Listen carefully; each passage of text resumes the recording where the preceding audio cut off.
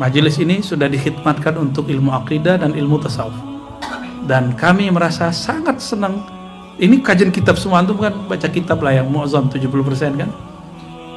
Dan kita merasa di-upgrade dengan ketemu Maulana Abati. Ujiannya saya berat. Ujian saya adalah ketemu orang yang tidak pernah menzohirkan kesolehan di depan saya.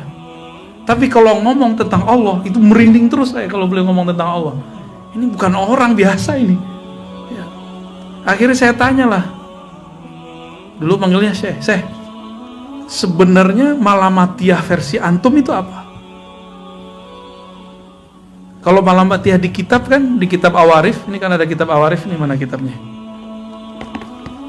Di sini ada bab Malamatiyah, benar? Ada satu fasal tentang Malamatiyah. Ini kalau kurang yakin nih kita buka lagi di kitabnya, ya nggak? Gimana, Datuk Dodo? Buka semua Bu ya. Buka semua. Tolong dibukain Sidi Musa. Malamatiyah. Jadi di kitab di kitab Awariful Ma'arif, penulisnya Abu Hafiz As-Surawardi. Beliau murid langsung dari Sidi Syekh Abdul Qadir Jilani Qutb Rabbani. Murid langsung. Tapi beliau mengembangkan thariqah yang berkhalwat, yang kemudian dikenal dengan Suhrawardiyah. Padahal itu bagian dari thariqah Qadiriyah juga. Dan beliau juga memadukan dengan pamannya. Pamannya ini juga murid dari Syekh Abdul Qadir Jilani. Namanya Abu Najib As-Suhrawardi. Dan semua mereka adalah Ahlus Sunnah wal Jamaah. Suhrawardi itu Asy'ari. Dan dia bermazhab Syafi'i, muhaddis. Syekh Abdul Qadir Jilani dia Hanbali Syafi'i, dua mazhab. Ya. Dan biasanya Hanbali itu gak Asy'ari ya. Dia jalur lain.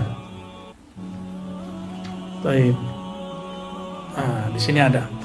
Kalau yang kita sering sebutkan Malamatiyah itu ma la yudminu syarran wala yuzhiru khairan. Kita cek emang ada nggak kitabnya. Qala ba'duhum al-malamati huwa alladhi la yuzhir khairan wa la yudmir syarran. Mirip ya? Sama kan? Emang orang UI ngerti ya? Ya maaf ya, ini bahasanya bukan bahasa Inggris. Ya. Al-malamati, orang Malamatiyah itu orang loh, orang. Bukan thariqah, orang. Allazi la yuzhiru khairan, yang tidak menzahirkan kesolehan, kebaikan, ketaatan. Wala yudmiru syarran, tapi tidak pernah mendomirkan, menyimpan, memasukkan dalam hatinya syarran, keburukan-keburukan. Ini kan umum sekali nih, ya, umum banget kan, sangat-sangat umum. Halaman 48 bab ke-8 kitab Awariful Ma'arif. Ini kalau cetakan Darul Kutub, cetakan yang lain beda lagi. Silakan cari babnya, al-bab ats-tsamin fi dzikril malamati wa syarhu wa syarhi hali. Apa kata beliau tadi? Malla yuzhiru khairan wa la yudmiru syarran. Nah, ini versi beliau. Saya mau tanya, yang tidak menzahirkan kesolehan, tidak menunjukkan ketaatan atau kebaikan khairan, tapi tidak menyimpan juga keburukan. Kalau mengikuti hadis Nabi, hadis Imam Bukhari, Nabi bersyair dengan syair Labid. Apa kata Labid? Ala ma khalallahu batil. Ala ma khalallahu batila atau batil bu ya? Batila. Itu bukan ngetes loh bu ya. Ya kan khala ya. Ketahuilah selain Allah pasti batil. Batil itu sama dengan syar. Inilah cara mentarif malamati secara sahih. Beliau sudah kasih clue-nya di sini. Ini tarif definisi pada zaman ini. Kita boleh mendefinisikan ulang. Karena tugas para ilmuwan itu mendefinisikan apa yang dulu mungkin baru itu definisinya, sekarang kita tambahkan versi zaman ini. Bukan berarti definisi dulu nggak sempurna, tapi definisi tahun-tahun dulu itu mungkin tidak dapat dipahami oleh orang sekarang. Maka kita perlu meredefinisikan ulang, mentakrif kembali.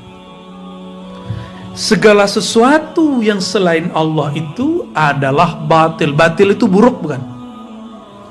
Maka al-malamati, yang tidak pernah menyimpan dalam hatinya kecuali nama, sifat, fi'il, dan ma'rifat Allah subhanahu wa ta'ala. Semuanya.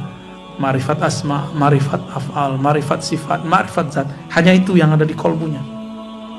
Ma'rifatun Nabi sallallahu alaihi wasallam. Jadi antum colek dia, yang keluar kalam itu. Ini yang lucu, habis kita undang beliau makan kebuli di rumah saya. Itu beliau ngelihat ada orang jual lukisan ini, Nyi Roro Kidul ya. Dibeli, ditaruh di kafe. Beliau lagi habis buka kafe kan, Torikot Cafe. Ditaruhlah di tempat kasirnya. Saya tanya, Syekh, Maulana, kok ditaruh di depan? Gak khawatir? Biarin orang.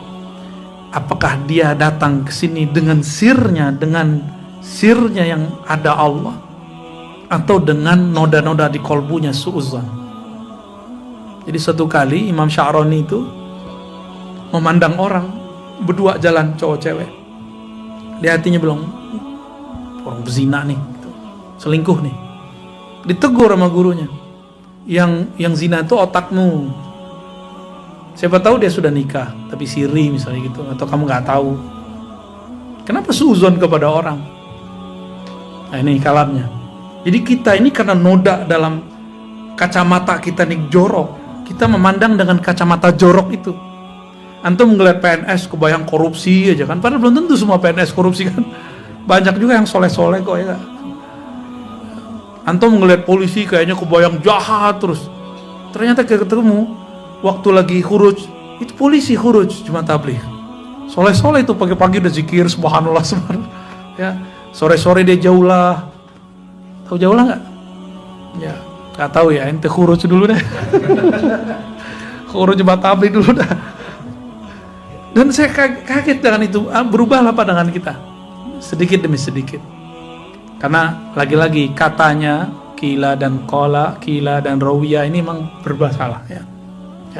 Jadi teman-teman yang melakukan Allah, saya menghormati orang-orang yang barangkali antum laporkan namanya itu mengkritisi. Saya tetap hormat mereka, takzim ke mereka, karena dulu kita pernah berjuang bersama-sama di tempat yang berbeda untuk memperjuangkan Ahlus Sunnah wal Jamaah. Jadi saya tidak ada dendam, tidak sakit hati, karena saya tahu saya mengalami hal yang mereka alami sekarang. Bedanya saya tidak main sosial media dan tidak kemudian meragukan itu sebelum saya cari, dan tidak share sebelum saya pastikan benar-benar.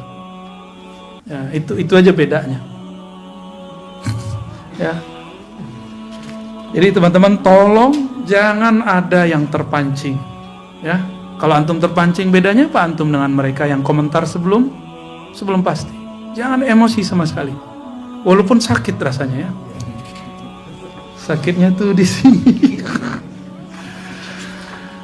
Ini yang kemudian menampar saya ketika ada yang menyakiti kita. Kata Imam Sya'rani di halaman 473, "Wa mimma an'ama Allah tabaraka wa ta'ala bihi 'alai." Di antara nikmat Allah kepadaku ada musyakwi min mayyuzini ila Allah. Aku tidak pernah mengadukan orang yang menyakitiku kepada Allah. Jangan-jangan saya belum sampai di makom itu. Ya. Jangan-jangan saya masih ngadu, tapi sampai sekarang sih belum ngadu, masih di nafas saja. Lagi nafas kepikiran ya. Wajar, ya. Tapi belum sampai turun doa baca hizib Nasr belum. Apalagi hizib Sakron belum saya. Ijazah itu kita punya semua. Tergoda sih mau baca. Wah, hizib Nasr. Kan gawat hizib Nasr. Gawat tuh hizib Nasr. Masih dimain zikir nafas yang masih main. Tapi kekasih-kekasih Allah itu, mereka kalau sudah himmah, itu bisa terjadi meskipun belum berkalam. Ya. Tapi itu waktunya kapan, wallahu a'lam.